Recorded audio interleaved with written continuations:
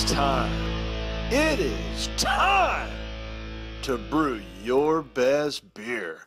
The 2015 SJPORR Challenge is brought to you by the Grainbill Homebrew Supply, located in Red Lion, Pennsylvania. Brewers Exchange, operating in the U.S. and Canada. Finney's Homebrew Emporium, located in Bishopdale, Christchurch, New Zealand. And Omega Yeast, located in Chicago, Illinois.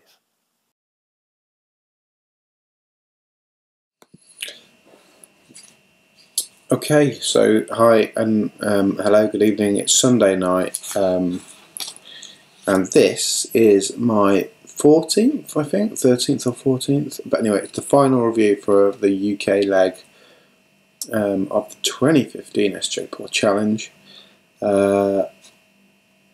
Hopefully not the final one for the year for me. You know, obviously I hope that I got into the top 3, but if I don't, no problem. The whole thing, whatever. The whole challenge once again has been fantastic, a whole lot of fun, really educational, and you know, something that I'd recommend any home brewer to go for next year. Hopefully the competition will carry on up into 2016. So before I go on further beer, yeah, just thank you to all of the brewers who have gone to the time and the trouble to brew the beer, get it sent to the hub, pay registration fees, you know, design the labels, write notes, come up with something that's local for your beer as well, because that was the one thing that I really found quite tough. I've really enjoyed it. I've really appreciated it, and also to all of the organisers. So in the UK, John Ellis, and maybe I shouldn't say surnames, but anyway. John, Harry, and internationally Paul in New Zealand, and of course SJ himself out there in Pennsylvania. Cheers, SJ. So this is the final beer. We've got 33C-166-DDB. It is, whoop, here we go, Boadicea's Endeavour English IPA. I think I know who brewed this actually. I won't say who, just in case I'm wrong, because I did that with an earlier review. Said, oh, I know who's brewed this, and I was wrong. Anyway, let's go. There are some notes. I haven't read them, so let's go through it.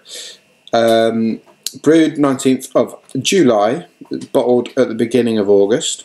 So how long has it had in the bottle? 2 and a bit months. 2 months and a week. What is it today? The 11th of October. So yeah, just over 2 months and a week. Plenty of time. OG of 1056, finished at 1006. So good attenuation for whatever was used. English IPA, I would expect an English yeast, and that seems like high attenuation for an English yeast. But anyway. So the grain, Clear Choice Base Malt by Crisp, Marisotta, English Munich, Caragold and cane sugar. Hops, Endeavour and Boadicea. Of course. You see where the name comes from, and it's also dry hopped with Endeavour.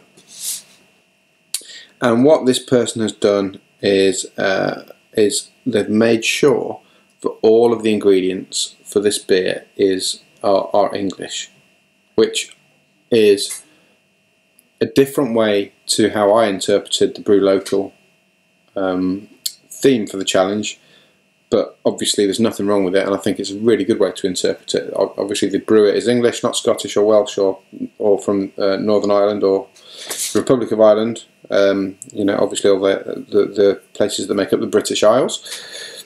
This person is English, and that's what they've done.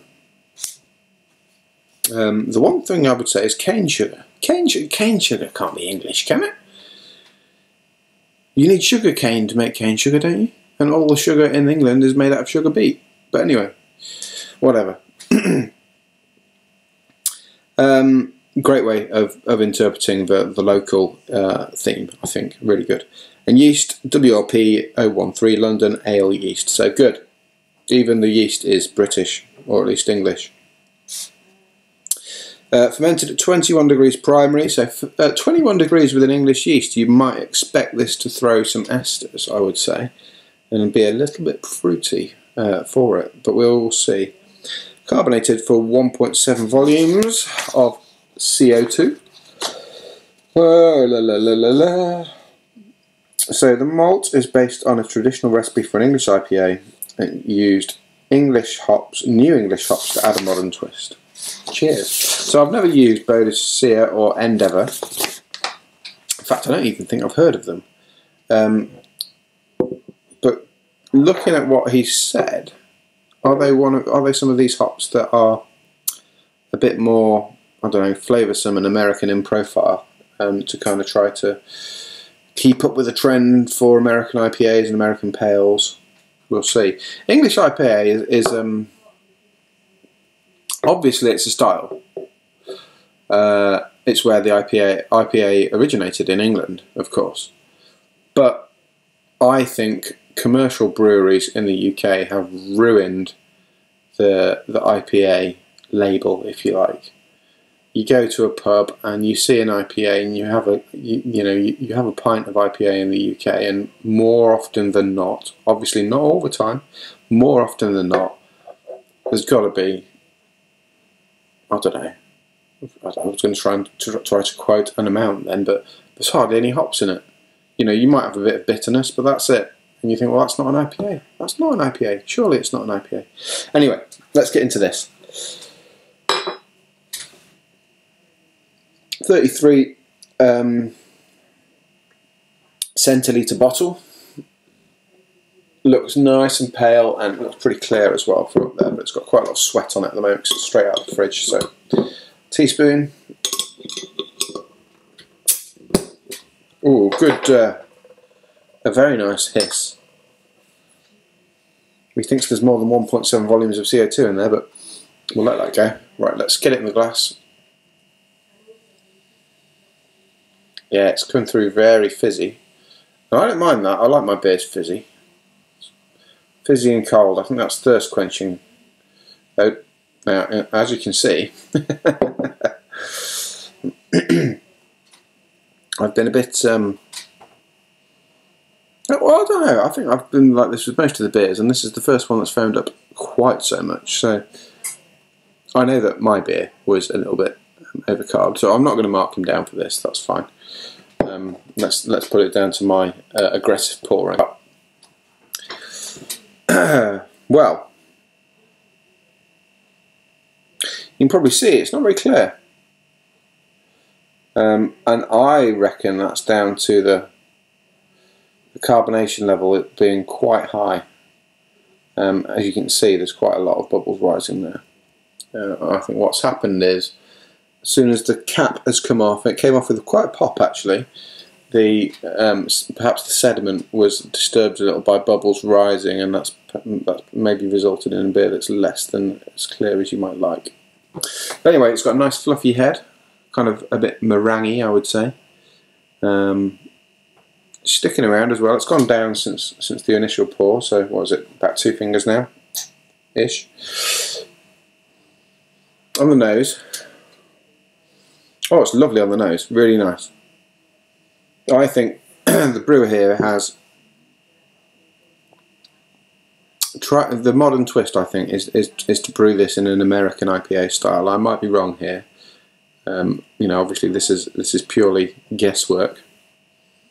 But I think he's going for an American IPA with British ingredients, and bravo if you do, because you know obviously that style of beer is pretty popular, and if we could do it here without importing stuff, that would be fantastic, wouldn't it?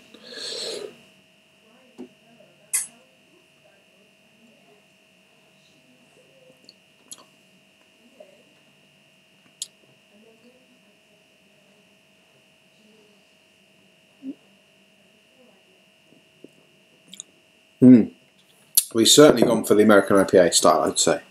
I reckon, and correct me if I'm wrong, Lee, this is about 60 IBUs, I reckon. It's quite bitter. Obviously there's nothing wrong with bitter in a beer.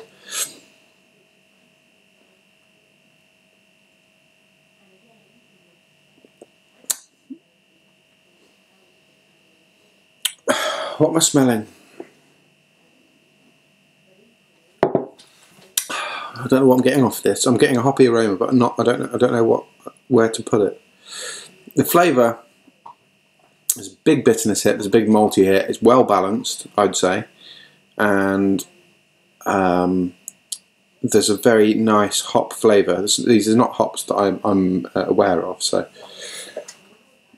that's probably why I'm struggling to place it. The problem I have with English IPAs, I think, is that often the English yeast, and I use English yeast regularly. I use WRP 002 all the time. It's one of my favourite yeasts. Even for American style IPAs, actually, I've used it a few times, and it's turned out well. So when English yeast is fermented warm, it does tend to throw more esters than kind of a clean American strain like USO5 or WRP 001 or yeast 1056. So I don't know. I'm questioning fermenting it at 21C. Although looking at when you brewed it, 19th of July, wasn't that right in the smack bang when we had that really hot spell in the UK? So I don't know if you've got a fermentation chamber, Lee.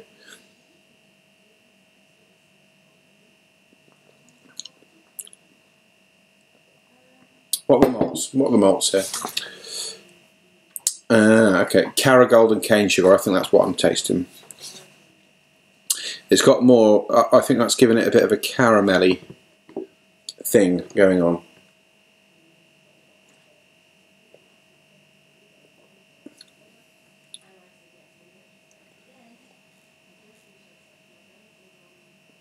Which personally I don't like in my pales. But I think you've just about pulled it off. I think you're on the edge, but you pulled it off. As you can see, it's quite, I don't know, I'd call that a little bit orange. Maybe a little bit coppery orange. And I think that's where the caramel has come in, isn't it? But fair play. It's more than drinkable. It's more than a good beer. And if I got a pint of that in any pub in the land, I'd be more than happy. Anyway, to everyone that's participated in this year's challenge, congratulations. The standard has been really, really high, and it's been a lot of fun getting to drink so many homebrewers beers over the last couple of weeks. So I hope everyone's enjoyed my beer. I've certainly enjoyed yours. I've really enjoyed putting these videos out, and hopefully, fingers crossed, maybe we'll be back for more in a few weeks' time with the international leg, but if not, no worries. I'll definitely be back next year. Cheers, guys.